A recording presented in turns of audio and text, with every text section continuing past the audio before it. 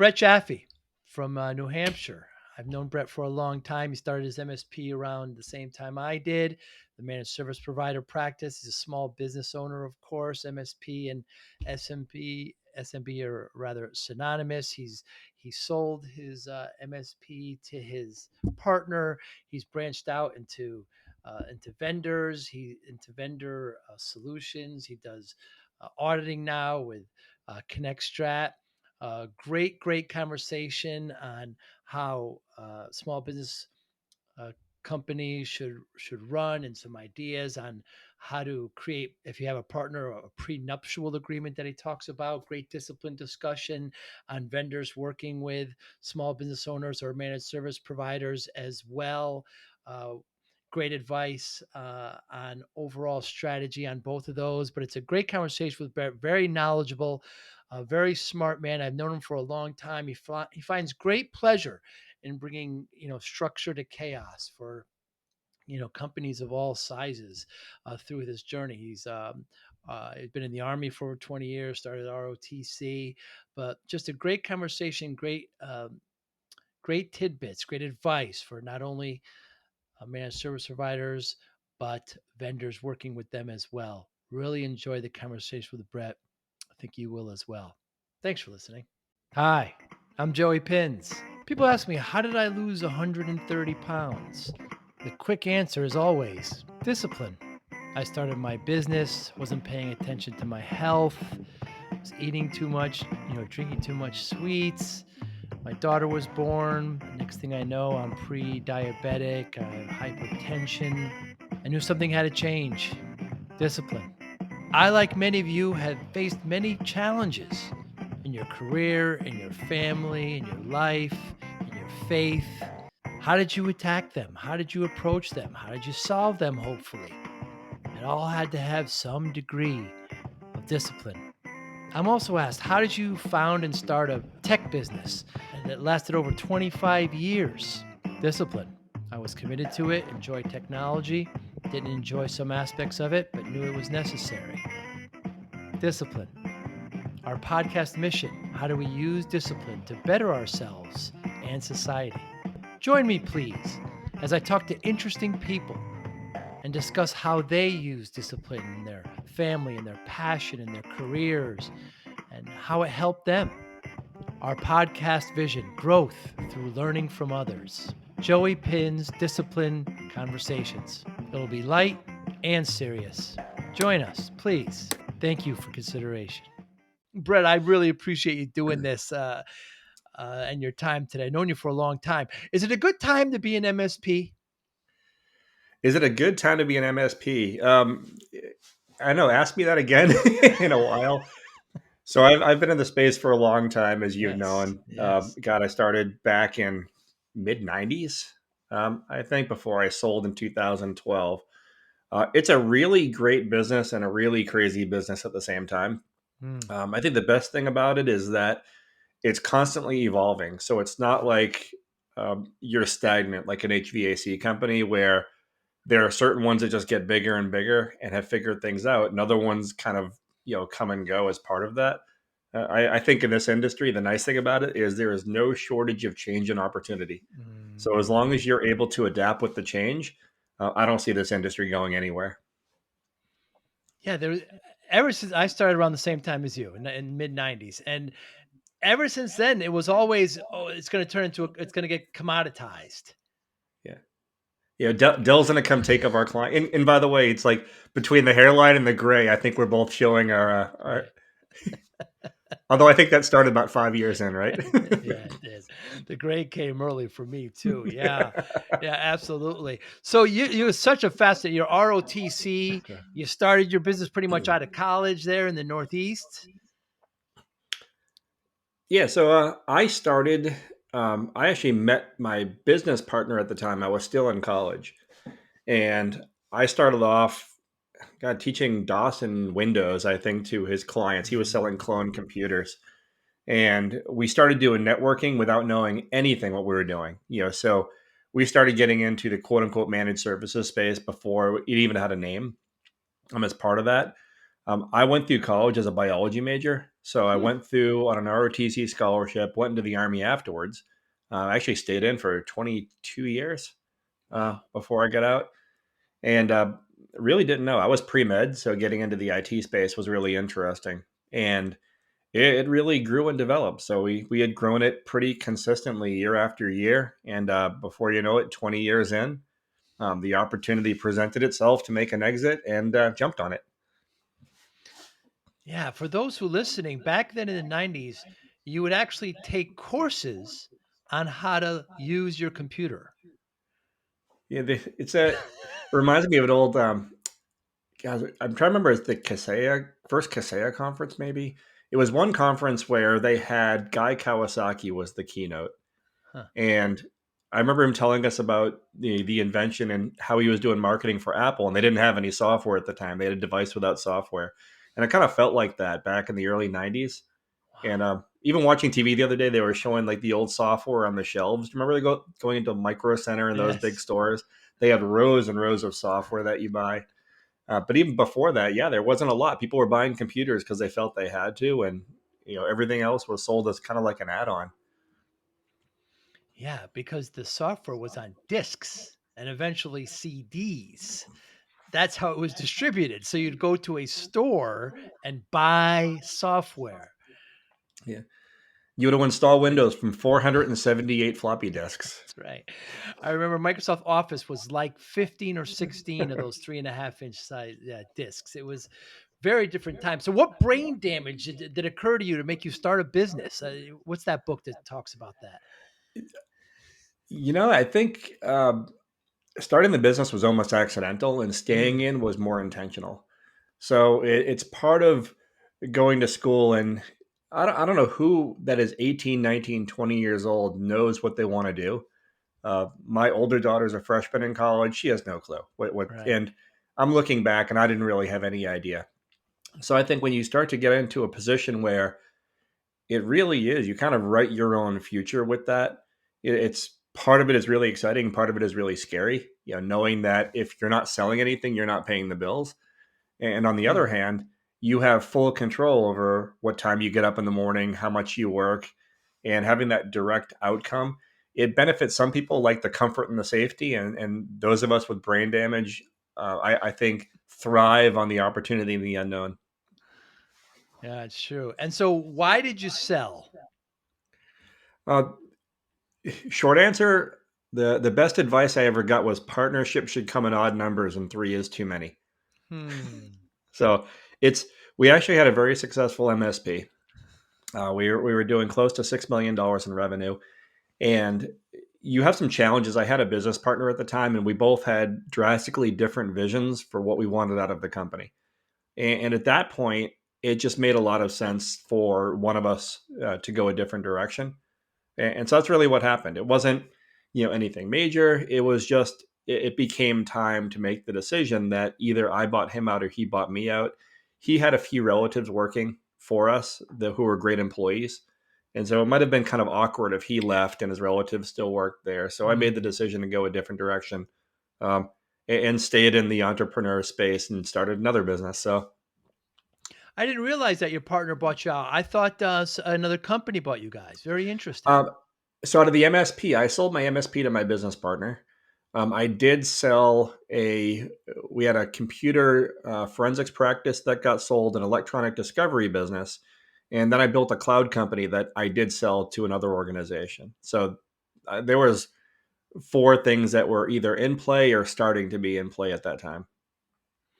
Very interesting. And let's talk about partnerships. So, MSPs, managed service providers that are listening, even small to medium sized business owners that are listening, you mentioned have an odd number and three's too many. What should you look for? Because, as you get older, things change. You get married, you have kids, and what you originally had may not be, the same idea what it goes into. Talk about partnerships. It's really important. So this is really interesting. I love this conversation because I have seen partnership work, Hmm. but it's more the exception than the rule. Inevitably, something changes over time. And I give someone very simple advice. When you go into a partnership, equity in the business is vastly different from your job in the business. Hmm. And if you go into a partnership with that mentality, you tend to have a better luck. And so, what I mean by that is you have a position in the company that if you were to hire anybody for that position, what would that compensation look like? What would that pay look like? What would your day to day job be? How are you held accountable for that position? And that's what you make. That's your salary, so to speak. What the business makes in profit at the end of the year goes into the equity portion of the business, of the ownership. If you're 50-50, that's great.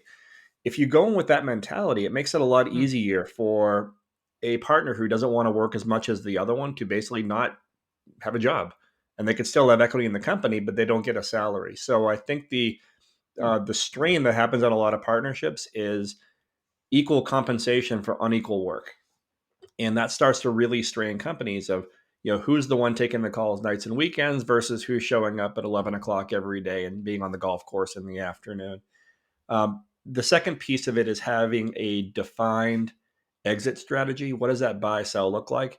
So if one partner wants out of the business, and it could be for multiple reasons, it could be an illness, it could be a divorce.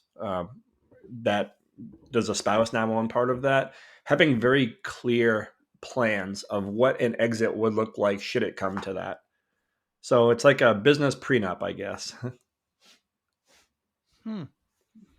Very important. Yeah, very important to actually document that stuff. All too often, we just see them just kind of, flying by the seat of their pants, and then they're all of a sudden put in this position where it just kind of anger builds. Like you said, somebody's working weekends and somebody's not, um, and just and so that's kind of what you do now with ConnectStrat with Jameson. I was fortunate to speak to Jameson a couple weeks ago. Yeah, so ConnectStrat, we're basically helping MSPs grow. So we're focusing on strategy and leadership development and training of the leadership team and helping companies who are kind of either struggling to find their way or they've hit these roadblocks and helping them organize that so into an operating system format. What comes up during those conversations is stuff around partnerships and having a really interesting conversation now with a company who's thinking about an exit plan being an ESOP. Do we sell Hmm. the business to the employees because they've been so loyal in helping us grow? And so we do get into the M&A and the partnerships and those discussions. They're just inevitably part of the business. And they become really healthy conversations because a lot of businesses, strangely, they continue to grow even if it's not a healthy growth. There's sometimes animosity and things that you uncover during that time. um, Plus most business owners to a point were accidental. Working Mm. with a company last week, three partners started with four. They went to three. When they started the company, it was really just about them having a small consultancy, and now they're up to 100 employees and they're looking around like, okay, this is kind of crazy, what do we do now? So it's been a really interesting transition and talking to different companies and how we could help them from our experiences. And of course, you mentioned ESOP, which is an employee stock option program, which is a great avenue for a lot. So, what's the difference between working with a managed service provider versus just any small to medium sized business? uh, so what we do is actually very easily translated to any business. The reality is we've decided as a team at ConnectStrat to focus on, we'll call them IT service providers. It's a bit broader of a range because some people Yeah. don't classify. So there are companies that are doing marketing. There are other ones that are, security providers. We work with vendors. Anybody in the technology space. The unique part about that we bring to the table is experience in that specific space. So it's having someone that understands the language and the players and the technicalities that are beyond that specific business. Um, Otherwise, business in general is business in general. You deal with Hmm. a lot of the same concepts. How that's tailored for that IT space is very unique. Very interesting. And you, like many MSPs that got rid of or sold your business, moved out of your business, moved into the vendor space eventually as well. Yeah, we keep on getting drawn back in. So it's fascinating to me that a lot of people that exit the MSP space kind of stay in this overall ecosystem.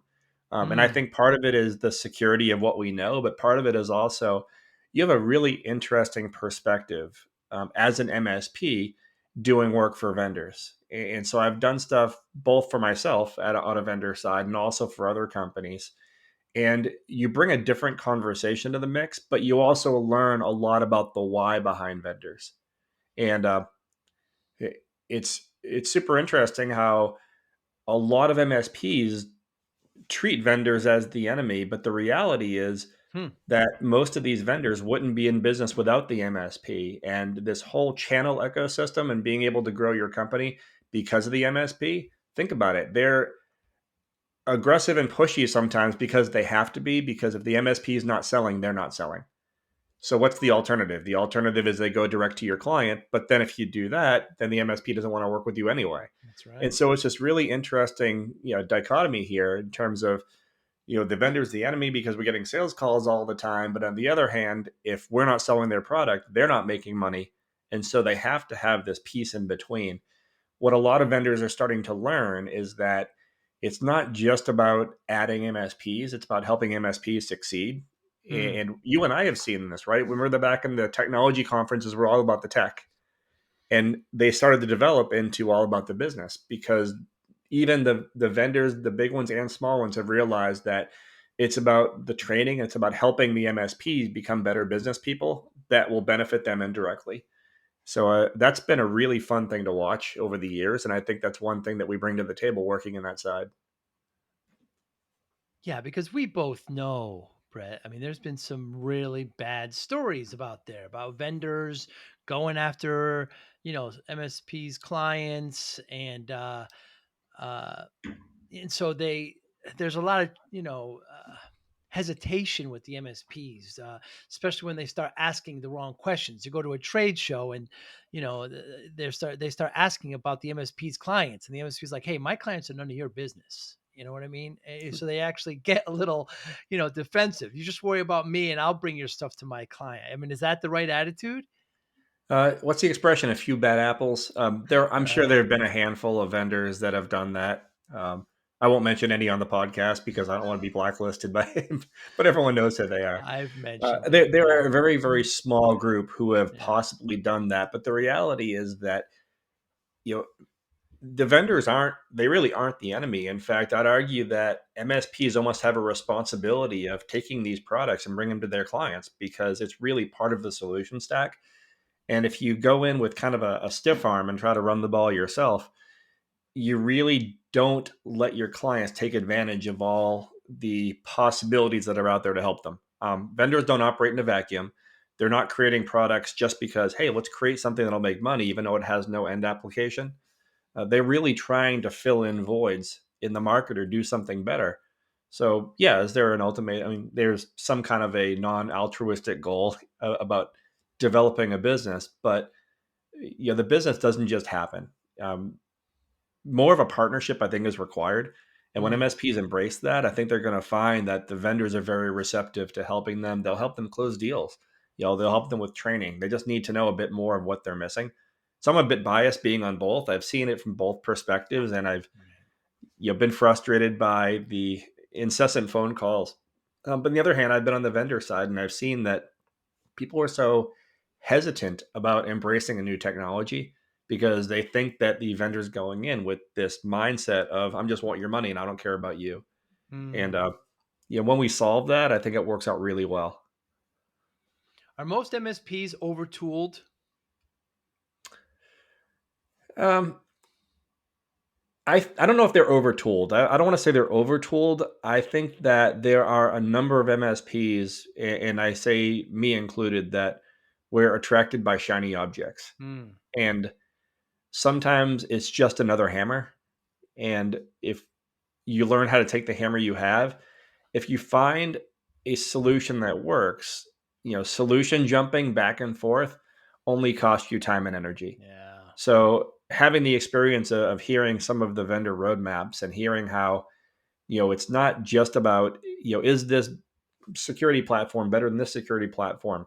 Maybe not. But if we could help you kind of go through a single pane of glass to access it, well, it save your engineers a few minutes here and there. And that really adds up.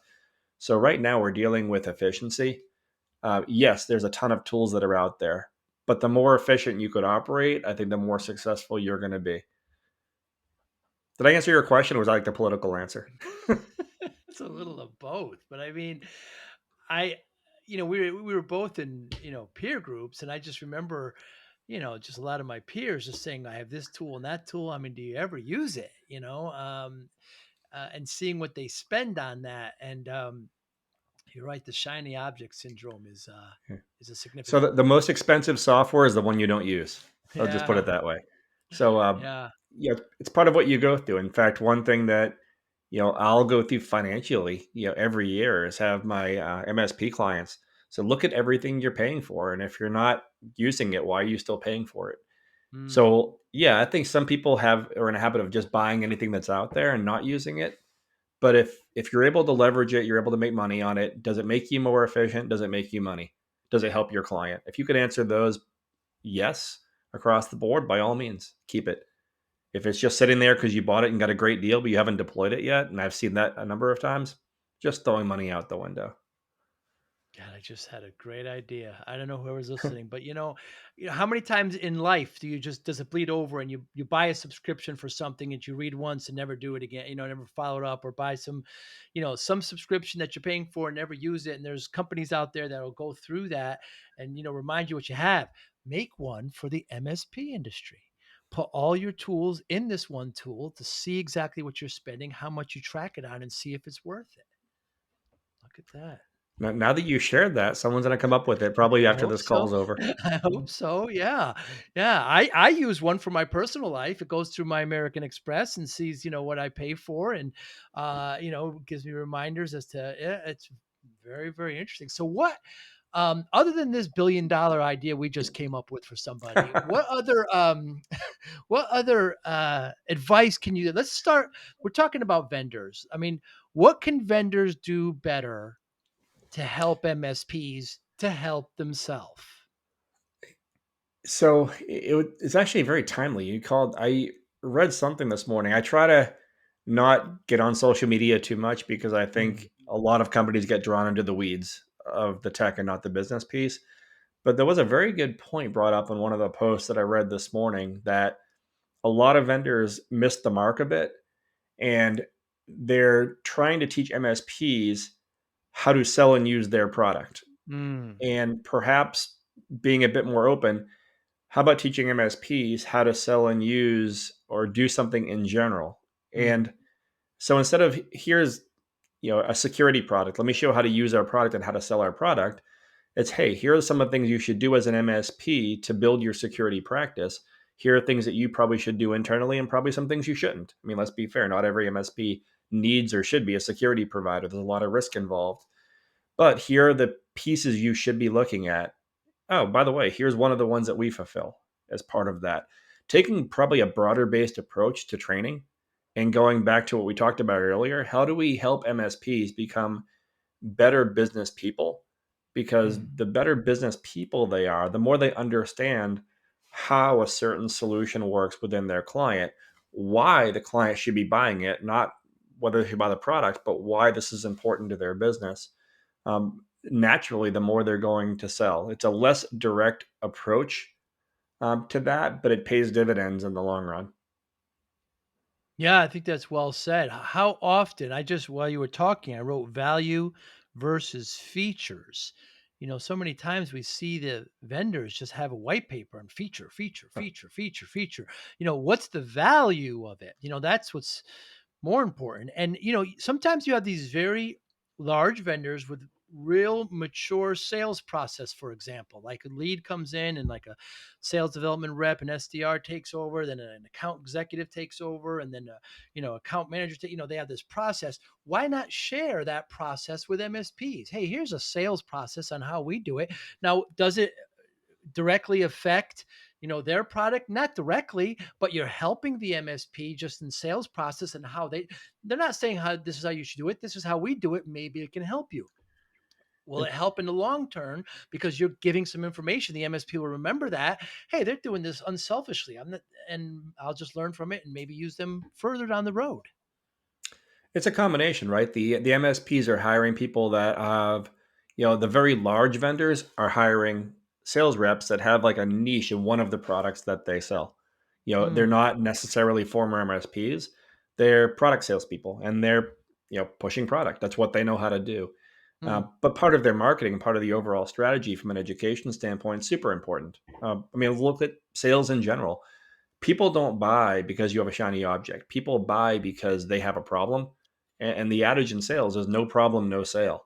So unless there's something that's keeping them from conducting business or growing or doing something, then it's really hard to just push a product on them. So think about a doctor's office. Do they really care about HIPAA compliance? No, they know they should have it, but it's not front and center. If you try to sell HIPAA compliance, it's probably not going to be an easy sale. Hmm. What do they care about? Most doctors care about seeing more patients during the day and not having downtime because it impacts their ability to see the patients. So that's the problem. How do you take your solution to that that also includes X, Y, and Z as part of that? That's the conversation I think that they have to have. And by turning MSPs into product salespeople, we're not doing any good in the long run because they really struggle to just sell product. It's, hey, I have a solution for that. This is keeping you from doing X in your business, having that business conversation. I could take care of that. I'll tell you what, we're going to go ahead and implement the solution that's going to prevent you from, having to deal with that going forward. So it's about solving the business problem in the end and really uncovering what that is. And that really becomes a sales conversation. That's training MSPs how to be solution sales and not product sales. Hmm. Because a lot, I don't know if we want to say most of MSPs are technology led. They're technologists like you and myself that started this company with, with brain damage, of course, and then were turned into sales. And a lot of technology people think sales is just, slimy and creepy and used cars and this kind of thing, where they have to become salespeople. We're all salespeople, by the way. Essentially, we're all selling something, whether wherever you are, but there's just kind of that hesitancy, and some are better at converting and some aren't. Hopefully the MSP is not saying to their clients, here's feature, feature, feature. We're selling you our blanket of coverage, better peace of mind. You don't have to worry about, you're selling more of a value. And if vendors can do a better job at doing that with the MSP, perhaps the MSP can learn and do it better with their clients. Who knows? Yeah, that's also a sticking point. The reason why a lot of MSPs get stuck in their growth is you have Mm, people who are technology driven who are selling not because they're great salespeople, but because it's their business. And part right, of being a business owner, and you and I both know this, is you have this natural excitement or evangelism about your company. right, And going in and being able to talk business owner to business owner and have that excitement that's what closes the deal. right. So business owners in general tend to be really good at selling their own business. Mm, What they're not good at is scaling that because mm. they're technology people who become business owners slash evangelists, but they're not sales managers. And so what happens is they decide, you know what, I'm going to hire a salesperson, but there's no plan, there's no management, there's no, this is what you should be doing. There's an expectation they're going to go pick up the phone, make 200 phone calls, and just start closing deals with no support behind that. And so what happens is they churn through salespeople, spend a ton of money, and then go back and kind of give up on the process, saying this can't possibly work. Hmm. Uh, it's just going back into the business mindset of, is it tough? Absolutely. But there are also companies that I Hmm. mentioned one earlier that went from 3 to over 100 people, and it's not because the business owners were out there selling. They were part of it, but they companies who find a way to kind of have that conversation to teach their team to talk about the business aspects and be able to communicate that effectively are the ones that continue to grow and kind of get past that barrier, or realize, well, they don't have the skill set. Hey, maybe I'm not a sales manager. Maybe I should outsource that to someone who is. Very, very true. So, Brett, we let's talk about. I mean, we mentioned we're talking about MSPs now, or even small business owners. If we wanted to spread it across, what advice can we give them? You mentioned about partnership and just being, having a prenup. What other advice can you give to MSPs and SMBs? General business or partnership? Let's go general business.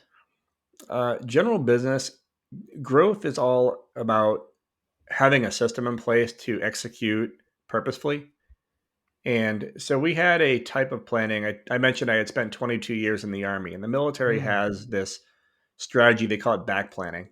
And essentially, back planning is knowing what has to happen at a certain point in the future and working backwards from there to say, hey, what has to happen, days, weeks, the months ahead leading up. So I was in the medical service corps, and one of the jobs might be to set up a field hospital and a theater of operations 1 year out. Well, you can't just get there a week out and say, crap, it's not done. What do I do now? There's no mm, option to not fail. So you kind of say, this has to happen a week before, this has to happen a month before. It starts with you flying out to the site and looking and doing a site eval and pulling the right people in. There's a planning that has to happen there. For any business owner, if you're just doing more of what you're doing, you tend to have this chaotic and unpredictable growth.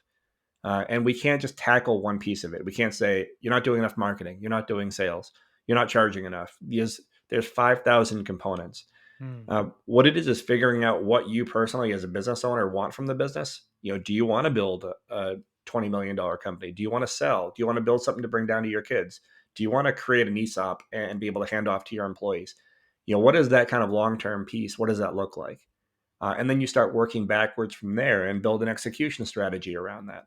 That's the biggest advice I have. If you operate with no long term plan in mind, other than I want to be X, and you don't have a real way to get there, you're just setting you up for failure. It's like saying, I have a goal, I want to be an NFL player, but not actually planning what needs to get done between now and then to even make that dream come true. very well said, Brett. And we should know too, there's some business owners enjoy a lifestyle business where they're not looking for double digit growth. They're kind of looking to maintain, maybe only single digit. And that's good too. Just have a plan. Yeah, I know some very successful people who have a lifestyle business that are making seven figures a year as a lifestyle. Not a bad Right. lifestyle. Uh, there's other reasons. The companies I work with, I push them to build the business like they're going to sell it, regardless. Hmm. I don't care if you sell it. That's not really the goal. Doesn't have to be a sale. But when you do that, you end up with a really well structured company. Um, Right. the company is growing. It's self sufficient. You have a playbook. It's like you've documented every position. Quite frankly, makes it more fun to run. And if you decide you don't want to sell it, great. At least you have options. As part of that, and the options of lifestyle, it becomes a lifestyle business. I think the hardest thing about a lifestyle business is that if you're not growing, you end up with employees who may be really, really good at what they do, who see it as a dead end. Because if Mm, you're not growing, where do they advance? How do they right. advance in their careers? Um, that's the biggest problem I see with not growing a business is it's really tough to find good employees. And when you have them, you want to incent them to stay. And sometimes incenting people to stay is seeing if it's a possibility they want to build a career there. And if not, which is fine. The average employee is, I read somewhere it's like 2.5 years now, they're cycling.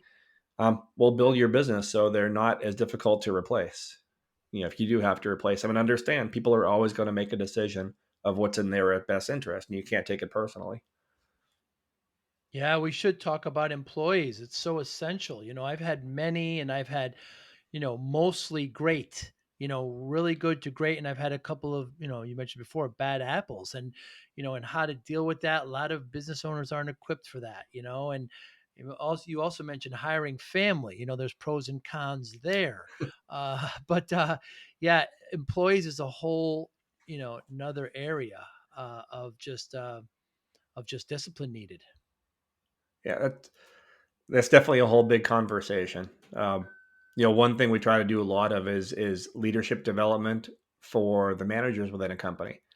Because going back to the beginning, that a lot of people advance in MSPs specifically because of the skill set that they have, and they're good technically at what they Mm, do.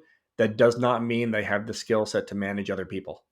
And it doesn't also mean that they can't develop that. It just that's a different skill entirely, right? You're dealing with a combination of leadership and management, and it's not always one versus the other. It's not that you're a leader and not a manager, or you're a manager and not a leader. You have to know when to balance each.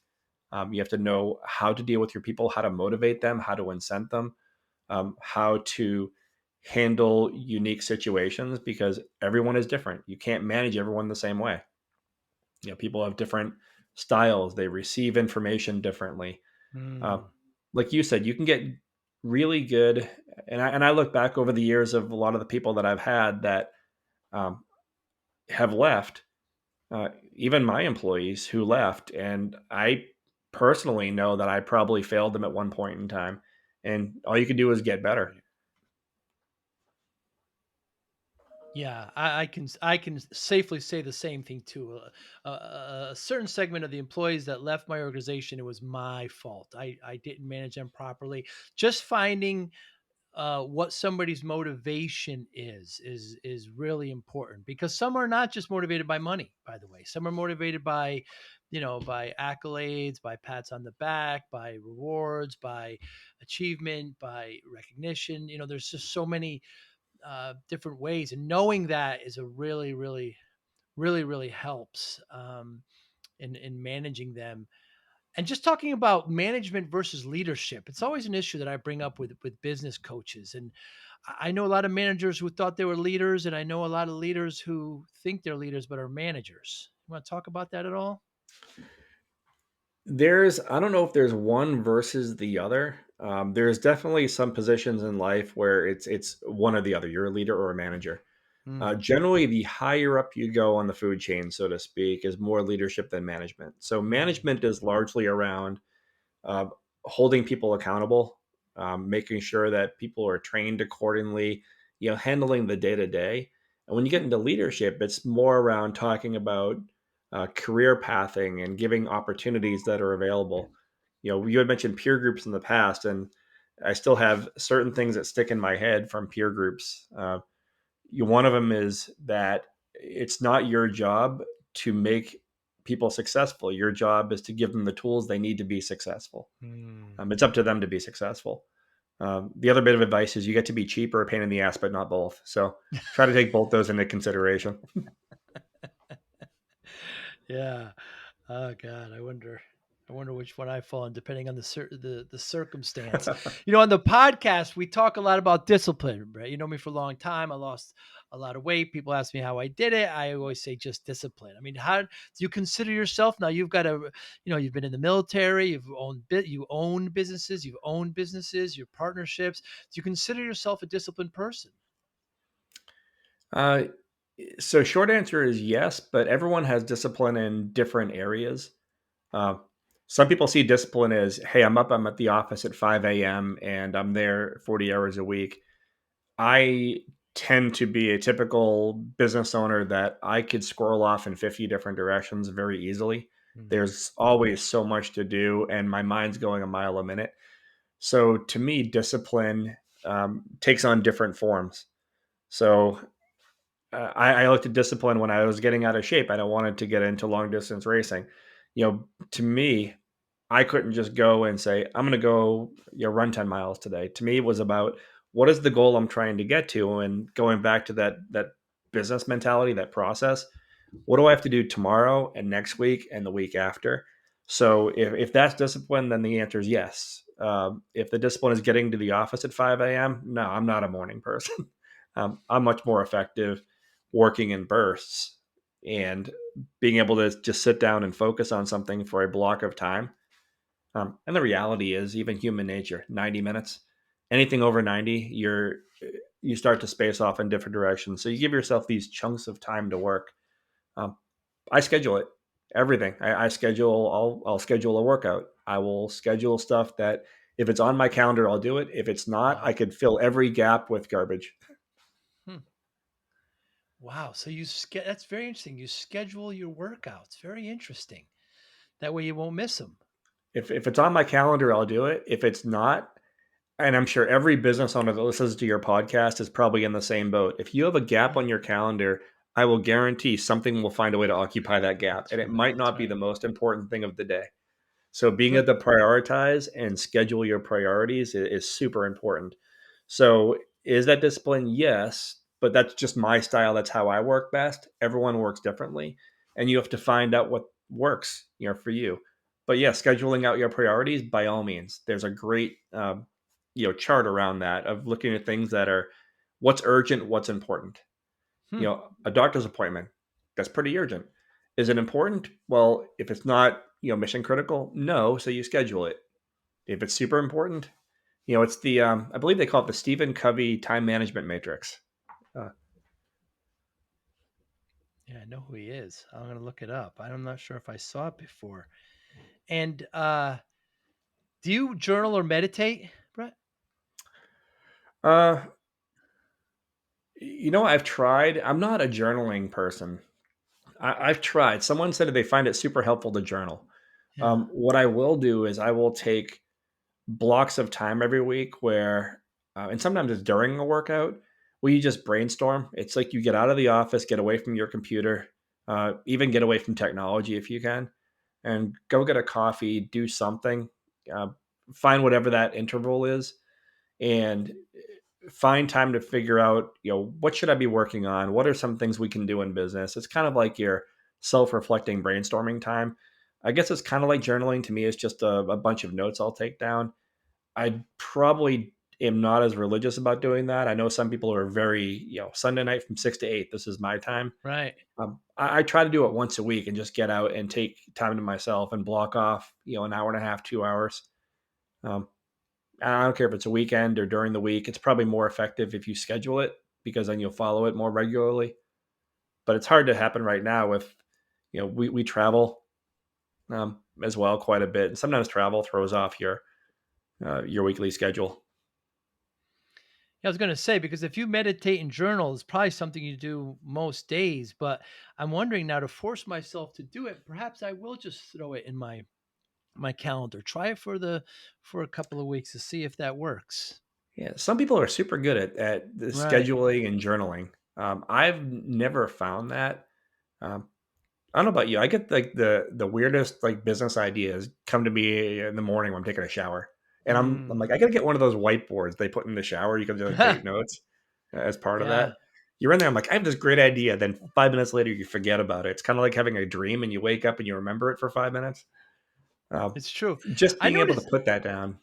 Yeah, because you're kind of off the grid. I notice like when I'm flying a lot of times, I get a lot of work done because I'm not I'm like I'm off the grid, right? Because I'm 60,000 feet.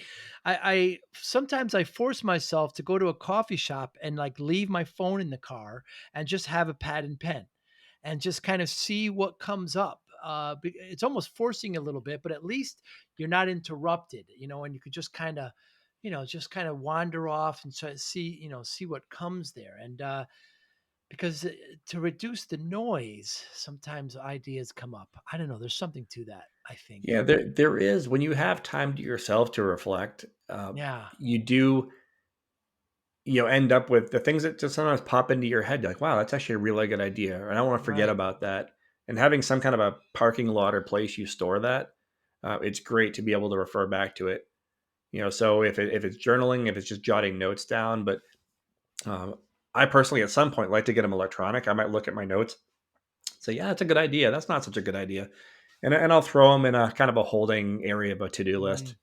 And every once in a while I'll look at it and it'll pop up and trigger something. But yeah, you got to get away from the to unplug at some point. Right.